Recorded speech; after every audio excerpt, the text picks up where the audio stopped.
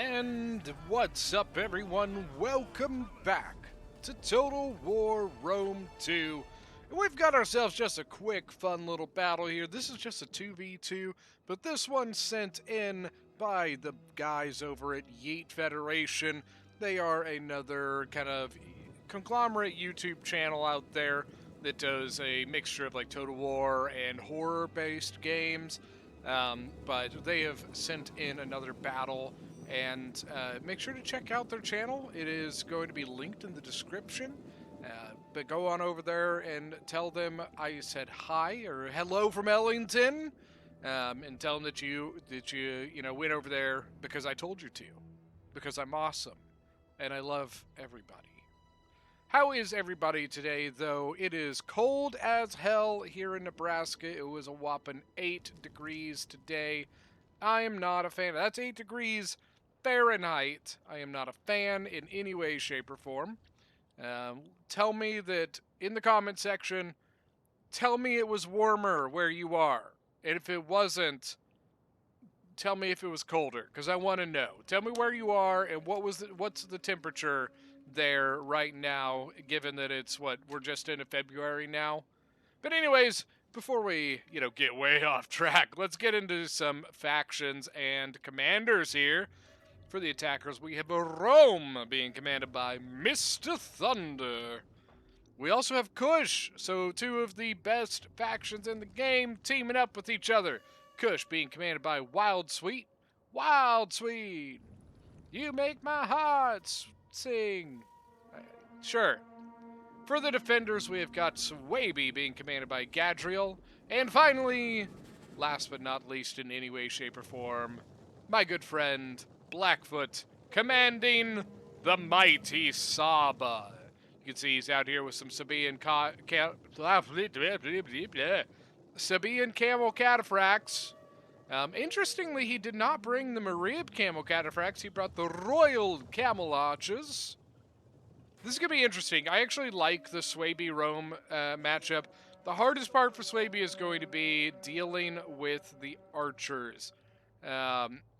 Swaby does have a 150 range archer with the Kimbri Bowwomen, but they typically cannot take a one-on-one fight with the mercenary Syrians. So I think it's going to be the toughest part about this battle is the archer advantage is definitely on the defenders, or the attack. But Swaby, especially on a map like this is a map called Tur. It's very open on the inside, which means that there's a lot of room for maneuvering. And looky here, look what I did, guys.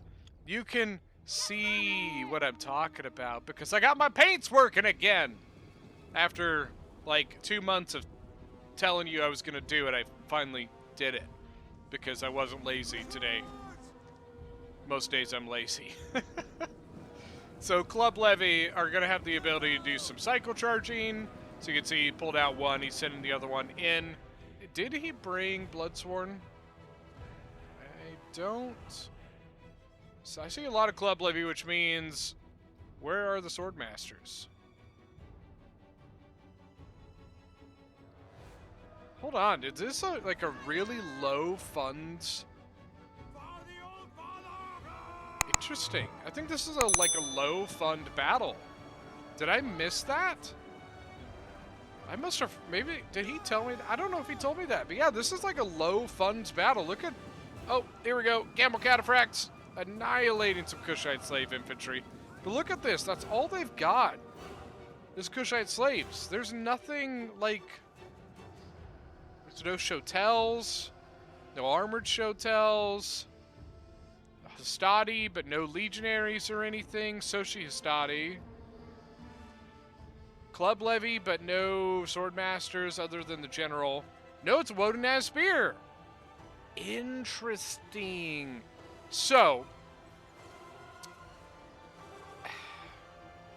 I honestly think this changes things a little bit. By the way, the camel cataphracts are being an absolute nightmare.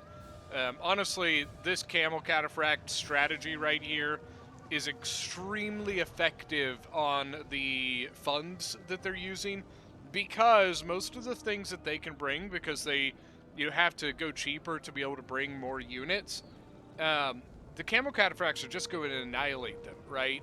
And so this could be extremely effective. 250.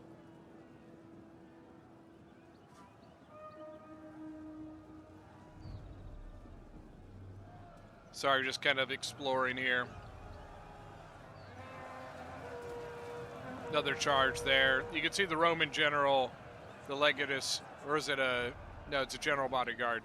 Trying desperately to do something, but to be perfectly honest with you, that general's not going to do a damn thing against these Sabaean Camel Cataphracts. But that's probably also why he brought the Royal Camel Archers, is because it probably saved him a little bit of money. But this is going to be interesting because we're going to have a lot of things like Club Levy versus Hastati.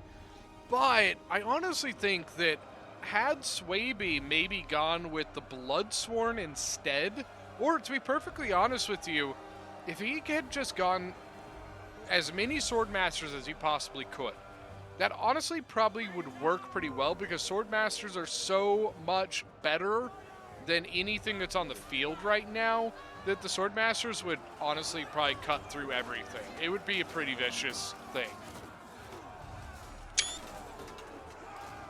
That's typically why we find large funds to be the most balanced funds to use, is because when you go less than that, then there's certain factions that really rise to the top because they can bring really cheap high-tier units, and high-tier units can kill low-tier units so easily. But then the other way around, if you go up, you know, then you open up it just like opens up the rosters into basically all you see is just high-tier crap, and it just is bleh. Yeah, and once again, that really hurts some factions because they can't bring high-tier units. So if you put them into like an ultra-fun situation, they become almost useless. The artillery did not die. Somehow that damn thing lived, and it is unleashing hell. Looks like the Camel Archers did get caught. They're down to 31 out of 80. Only have 85 kills.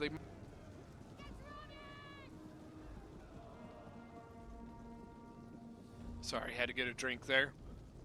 And if they break, that could be really bad because Saba's units are not going to take that very well. Their morale is low enough already, and losing a general is going to make it even worse. So they could have like a mass raid. He doesn't have that many units, but still, you definitely probably wanted to get a counter charge here. Remember, there's very few situations that getting caught standing still is a good thing for you. Obviously, there are certain units that excel at, at taking a charge, like things that have counter, or not counter cavalry, but expert charge defense. You know what I mean? Like hoplites, certain hoplites, stuff like that. Sure, you want to let them take the charge, but most units, if you are getting charged, you want to charge back. You want to get that counter charge so that you are also applying your charge bonus just like they are. If you get caught standing so I like to say getting caught flat-footed, right? It means that they get their charge bonus, but you don't. And that is bad, right? That means that right off the bat, they're probably going to get a little bit more kills than you will. Obviously, if you have a better unit, you will eventually make that up, but that initial charge, they will get kills on you. The Soci Hastati could be interesting. They're, if I remember correctly, just a hair bit better than the regular Hastati. Got Archer Fire coming in on the Syrians, but the Syrians are countering that. There's only one, so you got one Cimbri versus one Syrian. The Royal Kushite Archers are a little banged up at this point. Wodenaz Spears coming over to help deal with this area here. But now Hastati going in on them. That's the Saba General. For glory!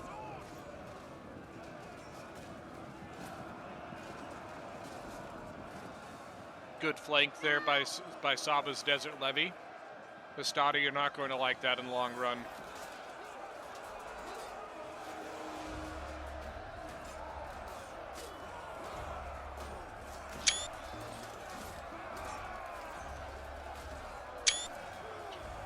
This guy looks cool with his yellow shield and his helmet. I think that's one of the officers. Yeah, I'm pretty sure because his helmet's different than all the others. Hastati are a good unit. They're a good light or low tier infantry unit. I think they're 350 or 360, something like that. It's a solid unit. Not quite as good as the Celtic Warrior. Celtic Warriors are a little better than the Hastati. In some of the testing that we've done, the Hastati lost in almost every combat, one-on-one versus a Celtic Warrior. The Ballista here was killed, by the way. Looks like they got 70 kills. I don't know if this unit just like looped around and got them. I'm not sure how it got it, but bounce power is pretty much dead even. This is kind of an interesting matchup.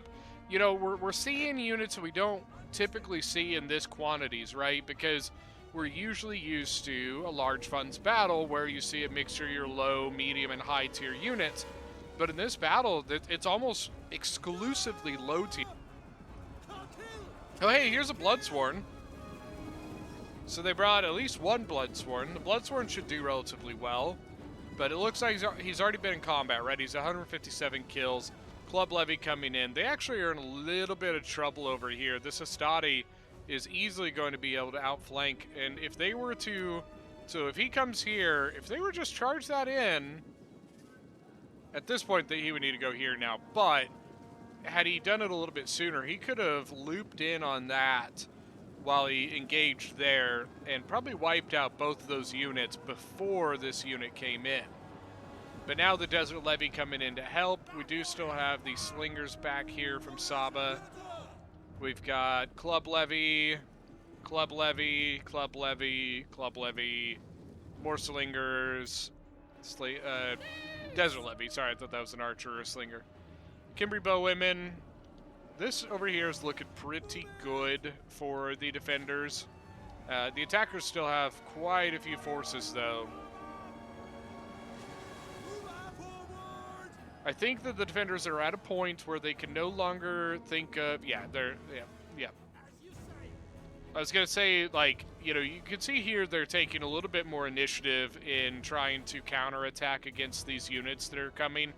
But over on the other sides, they can't really do that. There's a lot of stuff here that would just overpower the defenders where they are, which is why you can see they're no longer sending stuff here, and they are officially falling back to the next point. So what does that mean right now? So that means you have, you've got a path here, a path here. There is a goat path right there. Then you do have the extended paths. You've got back here, you've got back here, and then you have the mountain pass up top here, right? Comes back behind. In the end, the final point comes down to this, this, this, and this. That is your openings. 1, 2, 3, 4. The final point is this spot right here. But typically what you tend to see is a defense on this spot, and then usually you'll see a little bit of a fight for the top of the hill. Most attackers, especially with being a 2v2, I doubt we will see an extended attack onto the backside. I just don't think there's enough troops, enough units for them to send off to the sides there.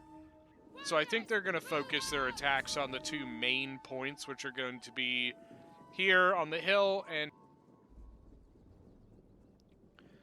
I wouldn't be surprised if they don't do anything here for a while. If anything, if they use the goat path, it will probably be a later option. I don't know why I kept just marking that as I was...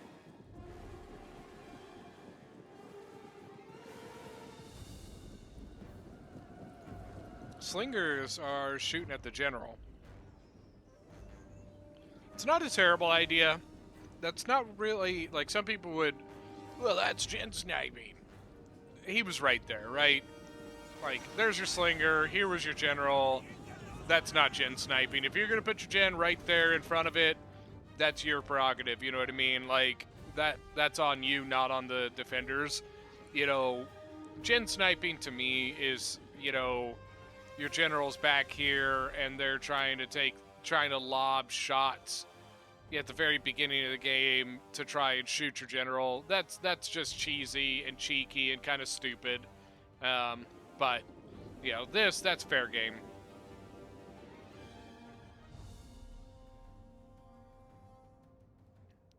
Wooden Ass Spear, 205 kills.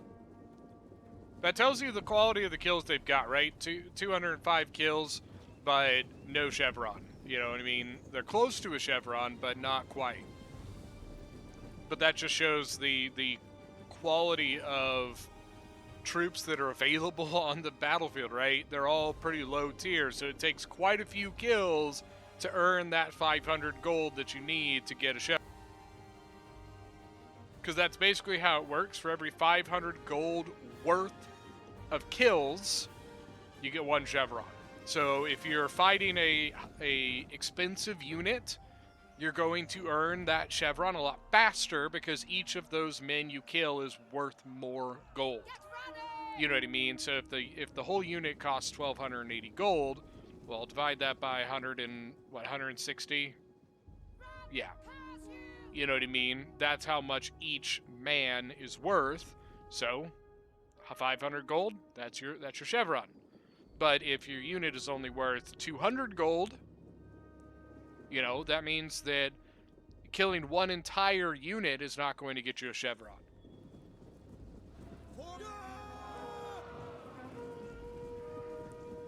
Club Levy! Club Levy are about to smash this Kushite slave infantry. Bye, buddy. Find your dad. Poor guy. Poor guys. Looks like they're not even going to push the main hill. Just from what I'm seeing, it doesn't, you know what I mean? Like, they have put all of their forces over to the right. And actually, it seems like they plan on making their primary push along here. Interesting. What I find interesting about that is that's going to allow the Kimbri bowwomen angle to shoot into this combat. So I'm not sure that's the right call. The Roman general is out here, like, just messing with this desert levy. Not exactly sure why. I'm pretty sure that desert levy did kill the ballista crew because he's got a chevron. And, you know, ballistas are 700 gold, so you can see they're having to turn their testudo towards that archer fire to try and avoid it. What they're going to have to do, the only way they can avoid it is they're going to have to keep their line just like this to try and alleviate that side shot that the Kimbri bowwomen. That's why I find it a little interesting that they decided to attack here. I'm a little surprised they're also not trying to shift around here either. Royal Camel Archer over here from Saba. Kushite Slave just kind of watching the flank. Bounce Power is still dead even. You gotta remember these are low quality troops, so to be perfectly honest with you, either side could just break extremely easily here because the morale is not very good on either side. They need to be very careful with their...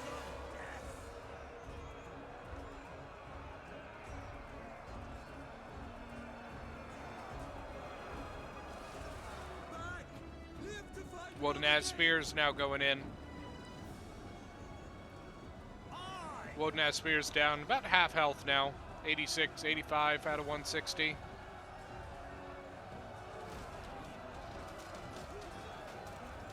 It's an interesting formation here. I think that's because they were in testudo formation before they went into this combat. Then when they got into combat, it kind of just like left them in that kind of narrow formation. And now the Club Levy going back in. I'm going in. Got a battle rhythm on each, on the Wooden Ass Spear and the Hastati. Wooden Ass Spear 248. Hastati 101, 154 on the Club Levy. Let's take a gander, take a look-see here. Yeah! I'm going to kill you with my club because I'm in the club levy. Ah, ah, ah, ah. But they fight on. This is going to be tough. Rome is going to be a tough one to beat here because, once again, most of their units have that disciplined. So, when it comes to the possibility of a break, it's going to be less likely going to happen to Rome, right? But Swaby so far is still relatively healthy. As long as they keep their numbers relatively up, they can avoid things like army losses a little bit easier. I believe Saba... No, Saba's general's dead too, so Saba's got to be really careful here. Uh-oh. Look at that, 125 and wavering. And with the slinger fire coming in on the flank, I bet you this thing's going to break. Now, keep in mind, you do get... Okay, so Kush's gen is dead as well, so that's a why. You do get a slight buff to your morale when you get into combat. It's just a kind of an initial boost right at the beginning of combat. Then, obviously, as other traits start to take over, that boost drops. But, so if you're wavering, sometimes you can keep yourself in the fight by charging in, right? So, like, no, that thing's shattered. Oh, man, here it goes. I said it earlier, remember, about Kush. Look at the balance of power because of that. 100 and... Well, they were a lot more than that. Then they got slung down. Oh, and then back here, look at that. The 78-man desert levy catching the Kushite slaves and turning their backs to the slingers. Oh, nice move. Well done. Kimberly Bowman actually going into fight now. I'm a little intrigued by that. I'm a little surprised as to why you wouldn't send your club levy in and save your Kimberly Bowwomen to kind of, once again, I've talked about it before, kind of beef up your manpower when it comes to the possibility of the army losses. But this is GG. Kush just couldn't handle it. Kush losing their gen, and then army losses kicking in, and morale just as a whole just not good. It snowballs, right? You lose your general, your morale goes down. You lose more men, you get in fights, you're getting slung down by slingers. You know, you already have low morale, so your morale keeps going down and down. And then, as things break because of that, then you run into, of course, your army losses, right? Because now as men disappear, army losses start kicking in. There it is. All right, let's get into it. First of all, we have got Blackfoot as Saba with 1,448 kills. Look at the camel cataphracts, 364, 255, 242 on a desert levy, 183, 171 on the slingers. We've got Gadriel as Swaby with 1,680 leading the game here. I'm really not surprised. I think Swaby is a really, really good faction in lower funded battles. Archers did really well, 337 on the Woden Spears, 162 on the Bloodsworn. Club Levy all did pretty decently. Keep in mind that the numbers are slanted, right? 1,400, 1,600, 1,200 don't sound like a lot, but one, there's only 4 armies, so there's less men on the battlefield, less men to kill. 2, we're lower funds, so less money means less men. So that means that the overall total of men on the battlefield is going to be less than what we are used to, right? So that's why we're not seeing those 2,000s, 2,500s, 3,000s, right? Because there's really just not enough men on the battlefield for it. For the attackers, we've got Mr. Thunder as Rome, 1,284.